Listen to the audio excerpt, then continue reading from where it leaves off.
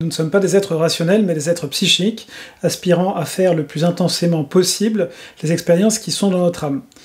Aussi, beaucoup des relations que nous faisons ne sont pas en fait des relations de rencontre vraiment d'âme à âme, mais simplement la projection à l'extérieur de certains personnages que nous avons envie d'explorer. Et donc, bien qu'on se raconte à soi-même et qu'on raconte aux autres qu'on est à la recherche d'un petit ami, d'un patron, d'un ami, d'une amie, eh bien, en réalité, nous sommes en recherche de quelqu'un qui pourrait interpréter pour nous ce rôle assez délicat d'une partie de nous blessés.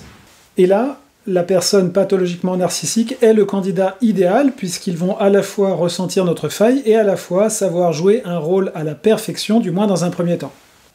Notre scénario intérieur et la personne que nous avons trouvée extérieurement vont correspondre suffisamment, même si à vrai dire assez grossièrement, pour que intérieurement on valide et on projette tout ce contenu d'âme sur cette personne. Et par la suite, même quand il y aura des différences assez importantes, cette personne nous ment, cette personne nous trahit, cette personne fait quasiment le contraire de ce qu'on attendait de notre archétype intérieur, eh bien, nous serons tellement pris dans ce qu'on peut appeler la limérance, quand il s'agit d'une relation amoureuse, c'est-à-dire cette obsession amoureuse, justement, de vouloir projeter un archétype intérieur sur une personne, que nous allons éditer la réalité, nous allons transformer, nous allons photoshopper la réalité pour croire que cette personne, eh bien, même si elle a menti, même si elle nous a trompés, même si, en général, elle nous néglige, eh bien, c'est bien l'archétype que nous cherchions. Je suis Charles Le Goff, astrologue et psychothérapeute, et dans mes vidéos et mes consultations, je vous aide à aller vers vous-même de façon authentique. Dans cette vidéo, on va donc voir 3 points qui nous permettent d'arrêter de diviniser le narcissique pathologique et de revenir à la réalité de ce que nous voulons. Et si vous croyez que tout le monde ne fait pas ça, je pense que vous vous trompez, parce qu'en fait, bien que tout le monde prétende à l'authenticité, bien que tout le monde prétende vouloir l'authenticité, la vérité, vous pouvez l'expérimenter quasiment au quotidien, c'est que quand une personne vous dit une vérité un petit peu brutale, ou quand vous dites une vérité un petit peu brutale à quelqu'un, eh bien souvent la relation s'arrête, ou la relation prend vraiment une mauvaise tournure. De la même façon, on n'a absolument pas envie en général d'être dans l'authenticité, parce que l'authenticité justement c'est d'arrêter de se cacher derrière un masque, d'arrêter de cacher l'autre derrière un masque, et de rentrer dans notre vulnérabilité réciproque. Dans le cas du narcissique pathologique, l'une des projections qu'on fait très souvent, c'est de le diviniser, c'est-à-dire de se dire, eh bien voilà, j'ai ici quelqu'un qui assume pleinement qui il est, de façon vraiment sans faire de chichi, il y va directement, il se pose pas de questions, c'est quelqu'un qui sait où il va, et ça tombe bien, parce que moi je n'ai pas très envie de savoir où je vais, donc je vais me faufiler derrière et suivre cette personne qui a autant d'affirmations. Évidemment, le narcissique pathologique ne sait pas plus que vous où il va, et donc en le divinisant, vous le mettez à une place qui est très illusoire, qui va, si vous êtes un tout petit peu lucide, vous décevoir très rapidement. L'exercice que je vous propose dans cette vidéo, et il y en aura un deuxième en troisième partie de cette vidéo, c'est, si vous êtes dans une relation avec un pathologique narcissique, ou si vous y avez été, de vous représenter comment vous l'imaginiez, ou comment vous l'imaginez actuellement. Est-ce qu'il apparaît au même niveau que vous? Est-ce qu'il apparaît au-dessus de vous? Ou est-ce qu'il apparaît en dessous de vous? S'il s'agit d'un narcissique vraiment pathologique et que vous êtes resté, il y a toutes les chances que vous imaginiez cette personne dans votre imaginaire comme une personne qui était ou qui est au-dessus de vous. Et pourquoi cela? Eh bien parce que ça a un aspect paternel, maternel, rassurant, encourageant, qui montre qu'il y a quelque chose à atteindre de plus grand, qu'on est protégé, et on se sent bien dans cette protection. L'exercice à faire, c'est de voir ce qui se passe quand vous imaginez ça. Logiquement, vous ressentez justement cette limérance amoureuse, vous ressentez ce bien-être, cette dilatation, avec toutes les fantaisies que vous pouvez vous raconter sur comment cette personne va rendre votre vie paradisiaque, comment elle va vous protéger, comment elle va vous guider. Vous n'allez pas le formuler comme ça exactement, mais si vous regardez bien, le fait que vous l'ayez mis au-dessus, le divinise et lui donne ses attributs. La suite de l'exercice, eh bien, c'est de voir ce qui se passe quand cette image que vous avez du narcissique pathologique, vous la mettez cette fois-ci en dessous de vous, comme vous mettriez un enfant qu'il faut protéger, un enfant qu'il faut guider pour ne pas qu'il tombe, qu'il se brûle, etc. Cette deuxième position est une position globalement un peu plus logique, même si on est tous quelque part des enfants, dans la mesure où le narcissique pathologique agit de façon extraordinairement inconsciente, extraordinairement irresponsable et n'a aucune idée finalement de ce qu'il fait. Maintenant, quand vous avez placé le narcissique pathologique en dessous de vous, ressentez la différence d'état intérieur que vous avez. Dans le premier cas, il y avait cette fantaisie qui est de l'ordre de la drogue, qui est de l'ordre de l'intoxication mentale, qui vous faisait croire que vous seriez mieux avec cette personne. Et dans le deuxième cas, il peut y avoir jusqu'à du dégoût, jusqu'à de la déception, jusqu'à même de la tristesse, ou simplement un certain vide à se rendre compte que cette personne n'est pas le sauveur que vous attendiez. Deuxième point de cette vidéo, c'est de se réapproprier ses rôles. Quel était le rôle exactement que vous projetiez sur le narcissique pathologique? Très souvent, on projette un rôle de parent, on projette notre masculin intérieur, notre féminin intérieur, car ils sont très douloureux. Ces différents rôles intérieurs, ces différents archétypes intérieurs sont clairement indiqués par la carte natale, suivant les planètes, leurs positions, leurs signes, leurs relations entre elles, et bien différents archétypes peuvent être décrits avec éventuellement leur évolution aussi au fil du temps. Par exemple, dans ma carte natale, Vénus est conjointe à Uranus en maison 5, en Scorpion. Elle fait un carré à la Lune. On ne pourrait pas imaginer meilleure configuration pour représenter l'archétype de la femme fatale. On pourrait éventuellement y rajouter Pluton, mais c'est déjà pas mal. On a une femme qui va être assez instable avec Uranus. Maison 5, donc quelque chose qui va être dans des situations amoureuses. Elle est en Scorpion, donc c'est une femme qui a un potentiel sombre.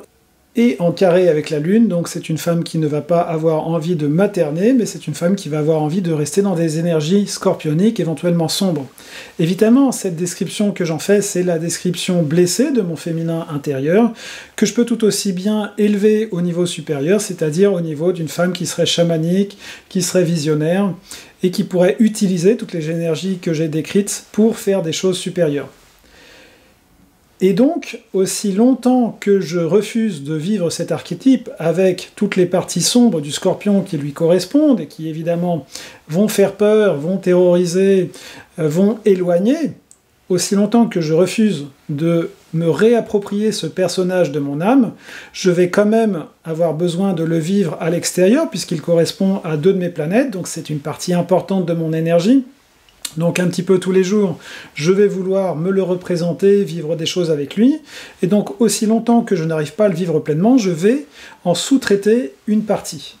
Et donc la leçon de cette vidéo, c'est de ne plus sous-traiter des parties à des personnes qui évidemment ne correspondent jamais parfaitement et n'ont évidemment aucune envie de jouer un rôle pour vous. Ils ont, comme chacun d'entre nous, envie, même si c'est toujours très vague, d'être eux-mêmes. Et donc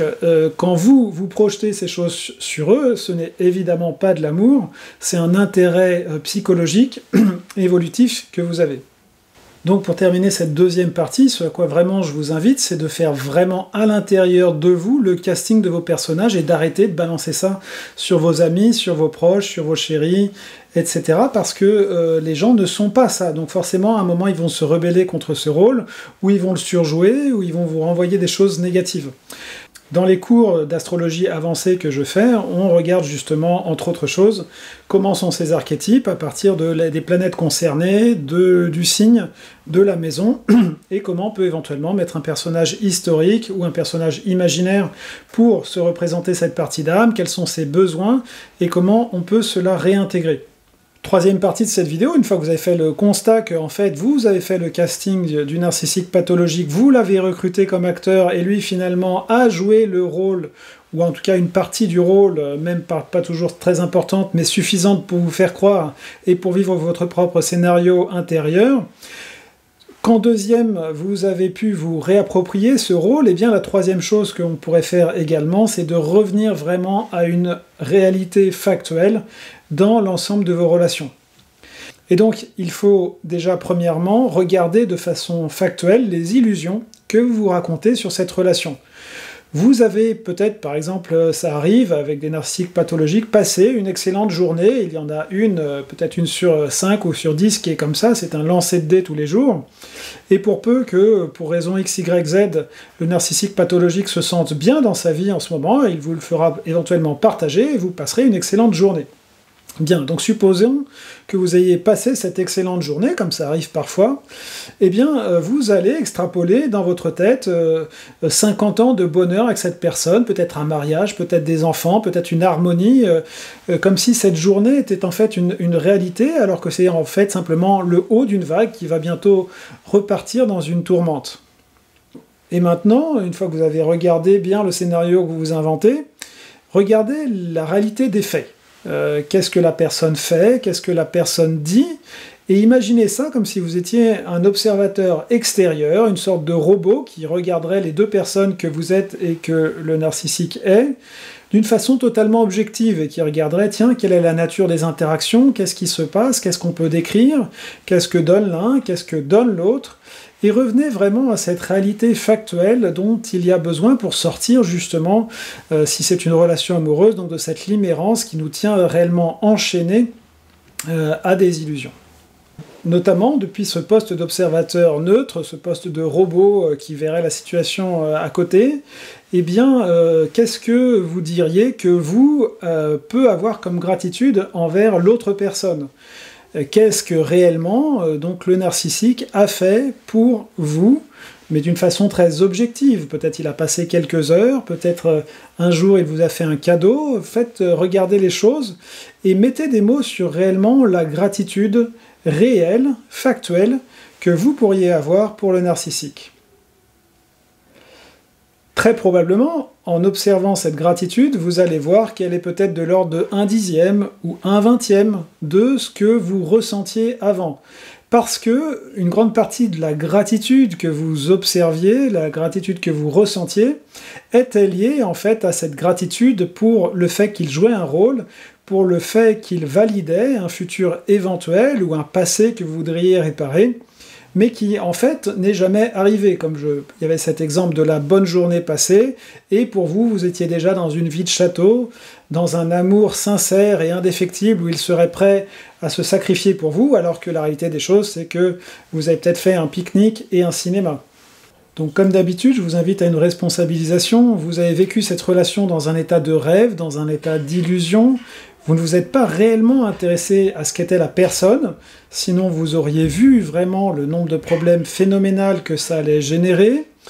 Et si on y regarde bien, vous aussi, vous avez été très auto-centré sur vos propres besoins, vos besoins évolutifs, vos besoins de vous comprendre, à travers une personne qu'au final vous avez utilisée également. Si vous êtes reconnu dans la description que j'ai faite dans cette vidéo, il vous reste donc à remercier l'excellent acteur que vous avez rencontré, qui n'a finalement fait que jouer le rôle, le script, pour lequel vous l'aviez casté. On peut dire par la loi d'attraction que personne, plus que cette personne, ne pouvait interpréter ce rôle dont vous aviez besoin, et donc avoir une gratitude lucide est quelque chose finalement qui peut vous libérer de cette attraction.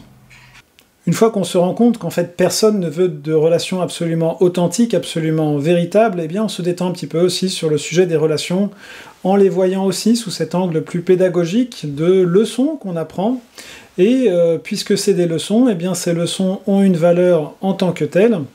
Et si vraiment c'était cet amour incroyable que nous avons voulu y voir, eh bien l'amour incroyable est réciproque. Donc si nous étions très amoureux et que la personne l'était moins, le manifestait moins, eh bien c'est parce que justement on vivait cette illusion que l'autre ne vivait pas. Donc vous avez ce critère simple, une relation d'amour véritable est nécessairement réciproque, le reste ce sont des histoires qu'on se raconte.